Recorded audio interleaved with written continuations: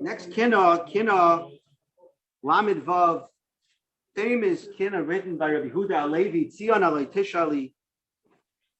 If you learn about Rabbi Yehuda Halevi, it's very, I mentioned this last year, I was very inspired, and I continue to be inspired by both Rabbi Yehuda Halevi and specifically this Kina.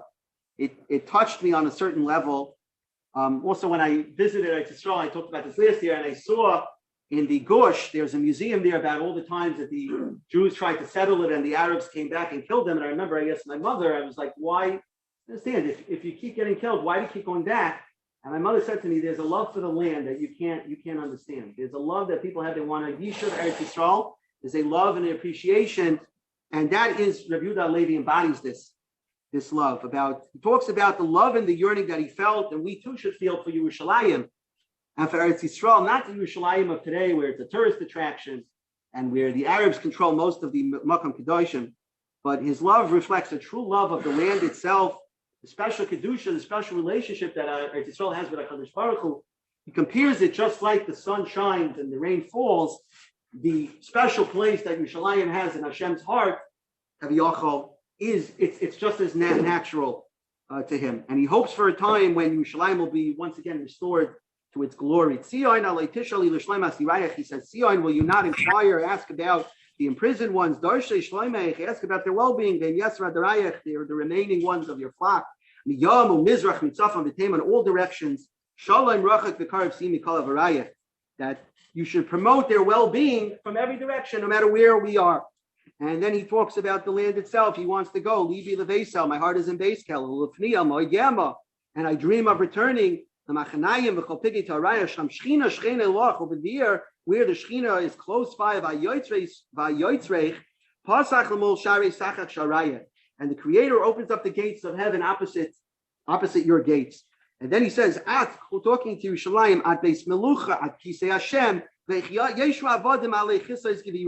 how could the slaves now sit on the thrones of the high people, meaning how could the Arabs now occupy the land? And in his time, the Arabs were in control of Yerushalayim. I'll fall upon the land. I'm going to treasure the stones and the dust. A love for the actual land itself. I'm going to stand by the kivrei avos, and I will be transfixed. I will be in awe of Chevron at the site where the avos are buried. Where Aaron and Moshe are buried, we will look out. The souls will come alive from the ear of the land, right? The ear of Eretz Yisrael provides a chaye to the neshama. I talked about this last year. He talks about walking naked on the desolate ruins. And I mentioned last year, it sounds like inappropriate a little bit. But when you think about what happened in Gan Eden was a completely spiritual connection with no chait.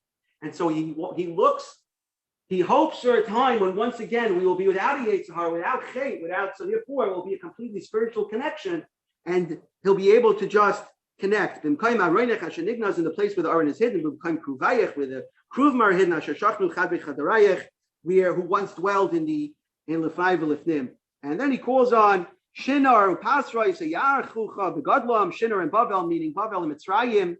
You're going to compare your greatness to Eretz Yisrael. Then Hevlam Yidam L'Sumayich V'Yirayich. And how could you compare the faith that you have to the faith that we have and the light that we have from Eretz Yisrael? Ami Yidam Mishichayich. Who can you compare your anointed ones? Valmi Neviyayich, Vami Levayich Mitzrayich. Right? Basically, other nations are going to say, look at our lands, look at Rome.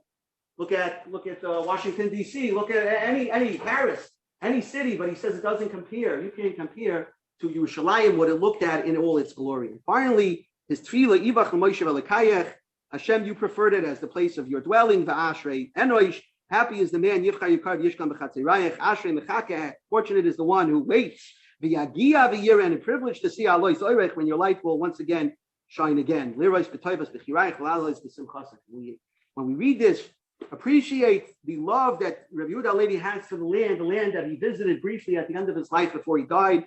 Very suddenly, there's a legend that he was run over by an Arab on a horse, but his whole life was dedicated to his love for Yerushalayim. And as we read the Kinnah, we should try to get a piece of that appreciation for the land itself.